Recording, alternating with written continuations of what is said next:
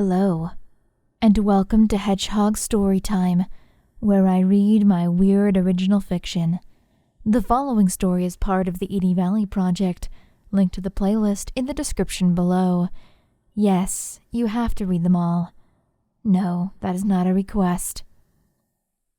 Hey, would you guys believe I came up with the title of the story before the actual content of the story, and then the story became absolutely foundational and fundamental to the entire plot? I love it. I love it. This is fucking dumb. Anyway, without further ado, I'm so excited for this one, you guys. This is Niko and Doug Go on a Vision Quest. Kay had been annoyed that they were bugging her again, but after a little more wheedling, she'd begrudgingly pointed Niko and Doug to the soul market. I've heard there's somebody called the Rat Lady who does dreams and shit. Why is she called the Rat Lady? Doug asked. But Kay just looked annoyed. Why is anything called anything? I don't know, she's just the Rat Lady. It's not like I've ever met her or anything. And so she sent them off on their quest. Niko left the tower first to make sure the coast was clear for Doug. Ever since the return of Bake, the tea party had been significantly more busy, so it was sometimes hard for Doug to find a good moment to sneak out hornless.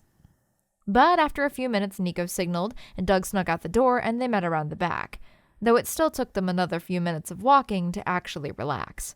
Every once in a while, Doug found people shooting him odd looks, but he'd already started getting used to it. I don't know how you stand it, Niko commented. I keep thinking someone is going to call you out any second. Keep in mind that I've got the hair, but without the horns and the getup, I'm perfectly disguised. It's still a little freaky when there's a lot of people, but this is way better than just holing up in that damn clock tower all day, even if I'm sure that's what Kay would prefer. Oh yeah, Kay. Niko had only met her briefly a handful of times, but she'd consistently left a bad taste in his mouth. She reminded him of nearly every single ambitious individual who had tried to cozy up to his father over the years. Only difference was that none of those hangers-on had lasted very long. But while Mikhail Borisov was a man with much experience in picking out snakes, Doug was most decidedly not. Speaking of, to be fair, Niko didn't actually know Doug all that well either, but he figured that he'd better say something. I know it's not really my place, but if I were you, I'd be careful around her. She just seems kind of slimy. Kay's not so bad. Doug looked away, running a hand through his hair. You gotta get past the gatehouse, and the moat, and the 5 stone walls after that, but hey, once you do, she's alright. Oh, so you're sleeping with her then? Doug made a weird spluttering noise in the back of his throat, and his face turned bright red. Okay, none of your business, but you're not wrong, I guess. Well, either he was right and Kay was just obnoxiously abrasive, or Doug was already wrapped clean around her little finger. Listen, take it or leave it, but just be careful, Niko cautioned. I've known a lot of women like that, and I think trusting her might not be good for your health. Have you ever considered that, as a fucking mafioso, your experience might be a little skewed? I could say the same to you, you drugged-up Charles Manson wannabe. Harsh. And excuse you, I see myself as more of a Joseph Smith kind of guy personally. You know that's worse, right? If by worse you mean successful, then yes. Sometimes I don't understand you. Niko shook his head. Only sometimes. How the hell do you understand me better than I do? Oh, wait, hold on. Doug interrupted his own thought to pull his hood up. There's a lot of people around here. I'm not taking any chances. I think this is the only time in my life I've been around someone more recognizable than me, Niko admitted, and I hate how I'm getting used to it. Niko couldn't see Doug's expression, but he could only imagine that it must be some form of sullen. Doug was, of course, right. They had made it to the outskirts of the soul market now, and already they found themselves in the midst of a sizable crowd. Neither of them had properly visited the soul market before, and no, Doug crowd-surfing did not count, but they'd be damned if either of them admitted it to the other. So they just started walking. Do you need to hold my hand? Doug smirked. You're so tiny, I'm afraid I might lose you in the crowd. I'm not that short, you jackass, and I wouldn't be too worried about that. Niko retorted, now when your head's a fucking spotlight even with your stupid sweatshirt on. The farther in they got, the less space they had to move and the slower going it was. But that was all right in the end because there was so much to look at that they wouldn't have moved much faster anyway. The market was utter chaos. Instead of orderly lanes or assigned spaces like most markets of the sort would have, it looked like vendors had just set up wherever they could find space, and there wasn't much of that to go around. Tents were everywhere, butting up against each other, even overlapping in places. If they could have seen it from above, it would have resembled some sort of patchwork beach ball, and the tents weren't even the most varied part of the market. Talent! A vendor shouted over the crowd. Get your talent here. Speaking, writing, spreadsheets, we've got it all. Loyalty from a soldier, cried another. Love from a poet, luck from a gambler, reasonable prices, perfect for collectors. Of course, it wasn't just concepts and oddities for sale, not by a long shot. Fashions of all kinds lined racks, from full Renaissance purples and golds to graphic tees. Artists sold paintings, musicians played at nearly every corner, and Niko and Doug's nostrils were filled with the smells of an unbelievable variety of different foods. Doug did a double take when he saw a sign advertising genuine Wisconsin cheese curds, and it only got weirder when someone asked the man in the truck, yeah, but which Wisconsin are we talking? He almost wanted to try one, but decided against it. And, of course, you couldn't avoid the obvious. The soul brokers. High-end joints lined the exterior while scummy deal sharks were spread throughout. Hey, kid, one called out to Niko. You want a couple extra inches? Can make you taller than your boyfriend over there. Niko just about socked the guy, but Doug just laughed and said, Told you so. Are we gonna find this rat lady or what? Niko shot back. I'm sick of looking at your face. Aw, but I was having such a good time. I was so looking forward to bragging to all my very existent friends about being personally acquainted with the boss baby. Though Doug expected Niko to swing at him, surprisingly, his eyes instead widened with the revelation. Oh my god, he muttered. I gotta get a new haircut, lose the suit or something. Alec Baldwin-looking ass. What a fucking pair we make, eh, Manson? Eventually, when the shit-slinging well began to run dry, they started their search for the rat lady in earnest. They didn't have to search long or even mention her name. Niko ended up asking a musician if he knew of anyone who dealt in dreams, and he immediately nodded and said, You're gonna want the rat lady, and pointed them off in a direction. You'll know her tent when you see it, he said. And indeed, they most certainly did. It was one of the few that was actually enclosed, but for all intents, and purposes, it resembled a nest more than anything. Odds and ends, faded fabrics, and cheap jewelry were piled in front of the flap and tied to the tent itself. Beyond, the interior was very dark. Hey, so this is weird, right? Doug turned to Niko, who nodded. You still packing? Niko patted his coat. Thought and memory, as always. You actually named your guns? And after Norse mythology, no less? Yeah? So? That's nerdy as shit, man. Can we just go in already? Irritated, Niko allowed that emotion to propel him through the flap, Doug snorting as he followed behind. The inside was, honestly, exactly what they'd expected. Seats and cushions were strewn around the room, and both they and the walls were covered in so much gauzy fabric that it was hard to tell just where they ended and the floor began. At first they thought the room was empty, until one of the cushions moved. It slowly turned and squinted as the light from the market came in from behind them. She looked them over for a second, and then a smile quickly broke across her face, revealing blackened teeth. The moniker immediately made sense. The rat lady's face was small and pinched, with beady brown eyes perched atop a large red nose. Her back was so hunched it was almost horizontal, and as her eyes adjusted to the light, she shuffled over in greeting. Like the rest of the tent, she was so covered in various fabrics that it all blended together until she was little more than just a round gray shape with two little feet sticking out the bottom. You have come for ladies' expertise, yes? She asked, as the boys hesitated. Niko, who by this point had an exceptionally high tolerance for weirdness, recovered first. Yeah, he said. We heard you're an expert on dreams. Ooh, lucky old lady, she crooned. It's not every day two princes find their way to ladies' parlor. The two glanced at each other, making sure they were thinking the same thing. There were so many potential meanings they could gather from her words, Ultimately, she was probably just senile. But maybe, just maybe, she somehow already knew who they were? Come, come, she gestured with a ring-covered hand. Come sit. Let lady help you find meaning. She shuffled back into the room and squatted behind something that must have been a table. Niko and Doug hesitantly followed her and found places to sit, but not before Niko mistook a particularly bulbous bit of fabric as a chair and nearly fell on his ass. Okay, before we do any kind of hocus-pocus mumbo-jumbo... No, Doug, Niko thought desperately. He didn't know what he was about to say, but whatever it was, don't do it. Lady, just what the fuck is your accent? I have accent? She tilted her head, confused. You know what, never mind. So, how does this work? Niko interrupted, and most importantly, how much are we talking? My services fetch a pretty penny. Everyone needs to know the meaning of a dream occasionally.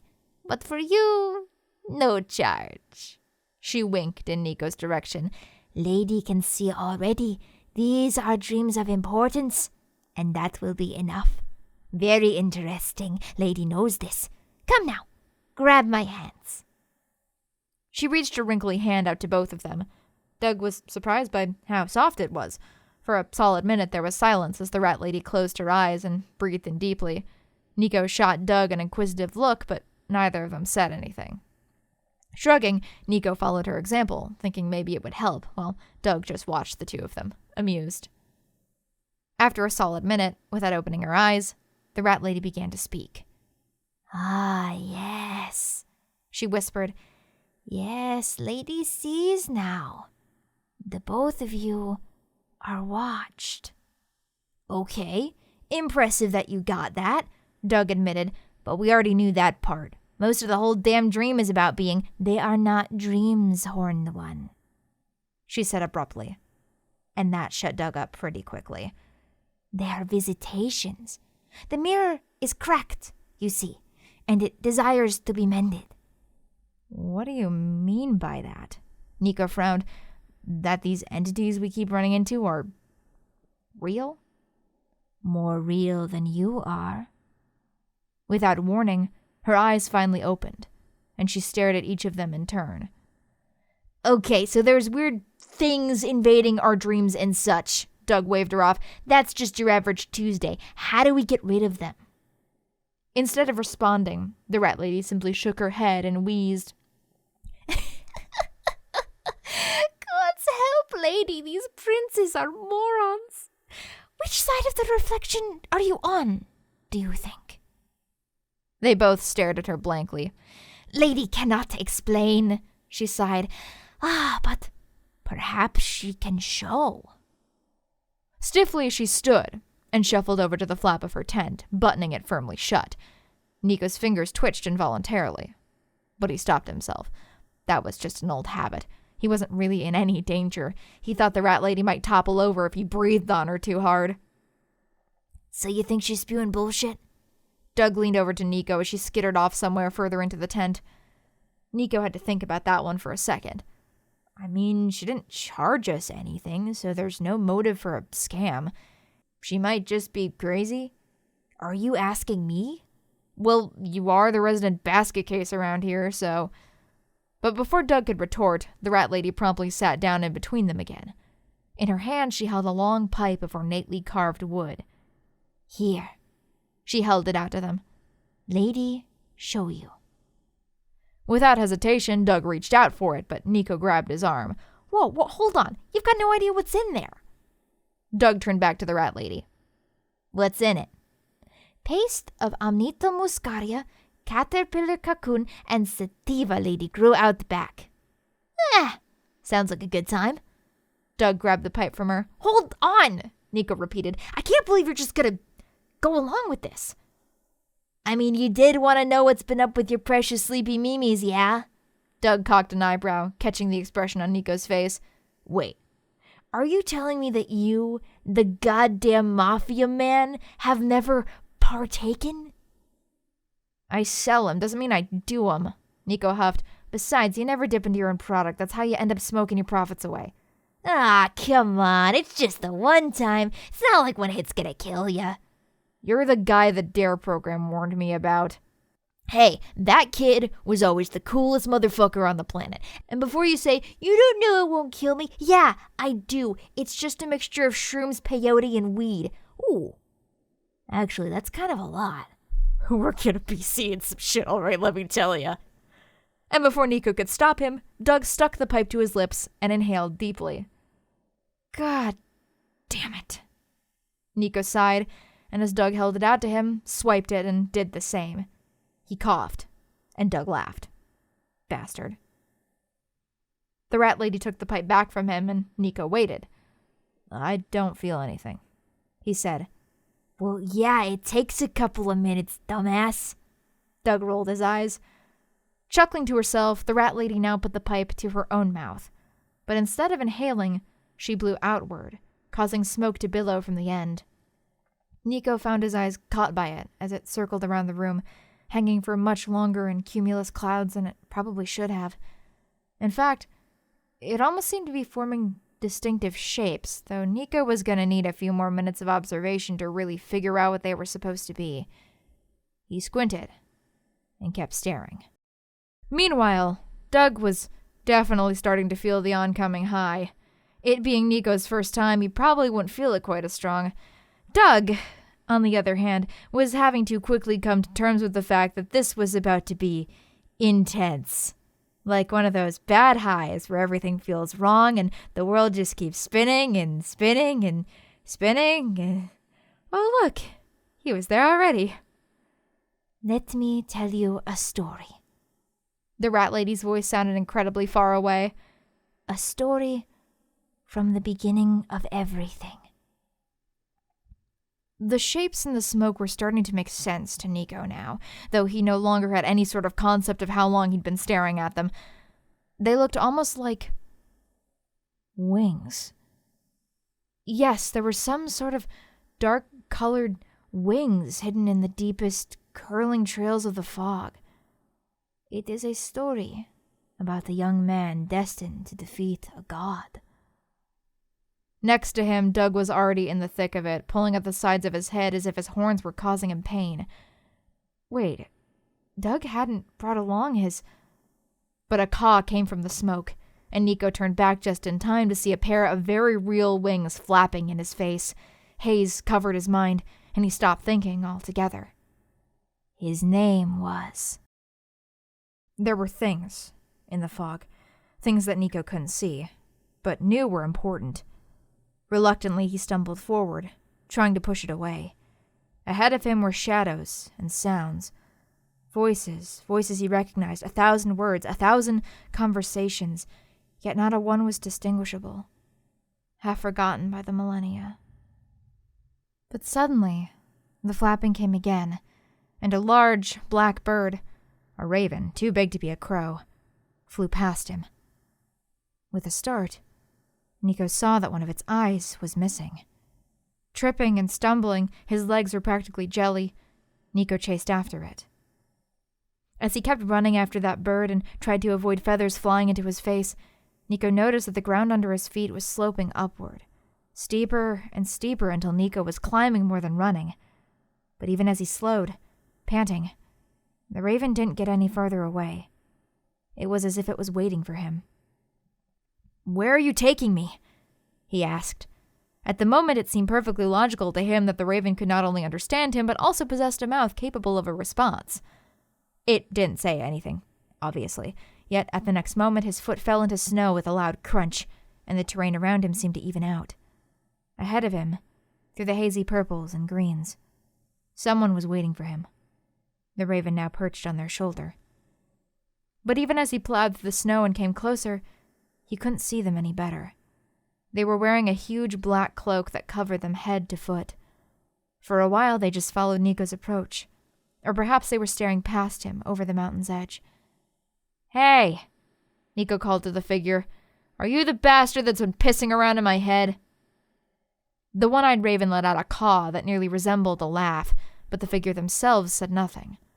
All they did was slowly raise a hand with long, thin fingers, and pointed off towards the distance. Niko's gaze followed it, and for a second, he couldn't see anything. He took a couple more steps forward, and the mist parted just enough to unveil something floating in the nothing. At this distance, it was little more than a dark shape, yet something about it sent a shiver down Niko's spine. It nearly seemed to warp the air around it, creating a pit that Niko was afraid he might tumble straight into. A story about a young man destined to defeat a god. The rat lady's words came to him suddenly, yet even if those were her words, that wasn't her voice that said them. He turned back once more, but the figure remained as still as a statue, pointing him onward. There was a spear in his hand, and blood pumped in his ears. A breeze whipped his tunic backwards and threatened to take him with it, but he'd be damned if he let a little wind stop him. Against the cold, against the wind, against the menacing aura that it brought with it, he started walking. His fate awaited, after all. The god stared him down, or at least as well as it could, with only 2 green flames to light up its empty eye sockets. It tilted its demonic skull to the side as he approached, and he almost opened his mouth to say something, try to reason with it. But he stopped. Though there was intelligence in its knot eyes, its skull twitched erratically, its breath came fast and heavy. It didn't even need to open its mouth for him to know that this god had been driven to madness. And then it laughed. And blood began to dribble down his face. He clutched at his right eye socket as sudden pain racked his head. He remembered this. This pain. This battle. The way that skull leered and grinned at him as it rolled his golden eye between its claws. But these memories. They weren't his. Who was this? Whose fate had it been to fight and die to this monster? His name was... Just as the god raised its hand upwards to finish him off for good, he heard another caw, and as the raven flew in front of his face, the ground suddenly gave out from under him. As he fell, that voice echoed through his skull. His name, what was his name? But as he fell, deeper and further into the darkness below, he discovered that he didn't need anyone to tell him. He'd known it all along. The name burbled out of his mouth without any stopping it. O'Keen. You may be wondering what Doug saw while Niko went on his journey. It is of little importance, but if you insist. What Doug saw was nothing. Just pure darkness, a color blacker than black. He was stuck in this darkness in the middle of a deep, dark pit of which there was no escape. But even if he couldn't see anything, his ears more than made up for it. All around him there was laughter, pointed and cruel. Nothing else. His world was consumed by it. You already know who I am, you idiot, whispered a voice in his ear. So why the fuck did you come here?